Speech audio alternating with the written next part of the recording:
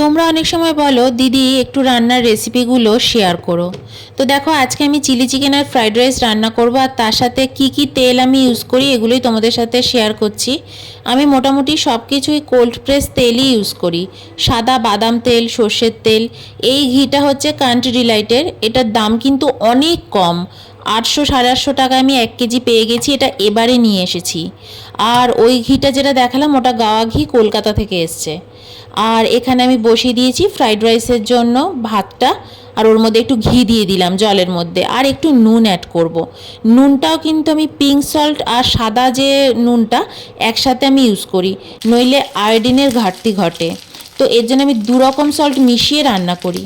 এদিকে দেখো চিলি চিকেনের জন্য আমি একদম কম তেলে কিন্তু এই পকোড়াগুলো ভেজে নিচ্ছি, চিকেন পকোড়াগুলো। আর দেখতেই পাচ্ছ কর্নফ্লাওয়ার প্রায় দিনই বললেই চলে। আর এই দেখো এইটুকু তেলের মধ্যে আমি ফার্স্টে রসুনটা একটু ফ্রাই করে নিচ্ছি। রসুনের যখন একটা সুন্দর স্মেল বেরোবে তখন আমি ওর মধ্যে পেঁয়াজ, ক্যাপসিকাম আর আদা কুচোগুলো অ্যাড করে দেব। বেশিক্ষণ কিন্তু ফ্রাই করব না, জাস্ট একটু নাড়াচাড়া করব। আর এদিকে দেখো আমি একটা বাটির মধ্যে সমস্ত রকমের সস আর একটু কর্নফ্লাওয়ারকে গুলে রেখে দিয়েছি। এই সবজিগুলোকে একটু নাড়াচাড়া করব, আর তার সাথে চিকেনটাকেও একটুখানি নেড়ে নেব। আর এর মধ্যে একটুখানি আমি সল্ট অ্যাড করেছি, কারণ সসের মধ্যে কিন্তু প্রচুর সল্ট অ্যাড করাই থাকে। একটু ভিনিগারও অ্যাড করা আছে এই সসের মধ্যে। ব্যাস, এবার এটাকে ভালো করে একটু হাই ফ্লেমে আমি নাড়াচাড়া করব, তারপরই আমার হয়ে যাবে চিলি চিকেন। এইভাবেই আমি কিন্তু চিলি চিকেন রান্না করে থাকি। তো দেখো আমি বাটিতে তুলে নিয়েছি, আর ক্যাপসিকাম আর পেঁয়াজগুলো কিন্তু বেশ কচকচে রয়েছে। আমি এরকমভাবেই কিন্তু খেতে খুব ভালোবাসি। এবার দেখো কড়াইটা আমি ধুয়ে নিয়েছি, আর ওর মধ্যে আমি ঘি অ্যাড করে দিয়েছি। ওই সেম ঘি, দেশি ঘি অ্যাড করেছি। তার মধ্যে গোটা গরম মশলা দেখতেই পাচ্ছ, আর তেজপাতা আর শুকনো লঙ্কা এগুলো অ্যাড করে এবার এর মধ্যে আমি ফার্স্টে কাজু বাদামটা একটুখানি ফ্রাই করে নেব।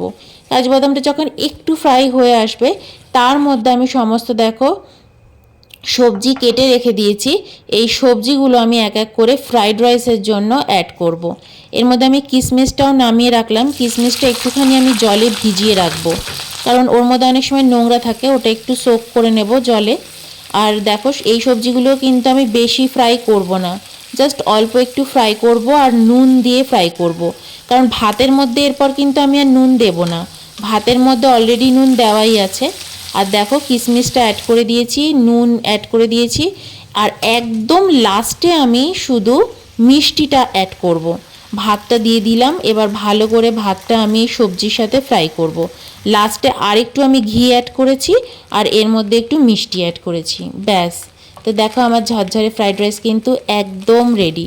এইভাবেই আমি রান্না করে থাকি। তো দেখো তোমরা কিন্তু বলেছিলে দিদি তুমি শেয়ার করো তোমার রান্না, তো আমি শেয়ার করলাম।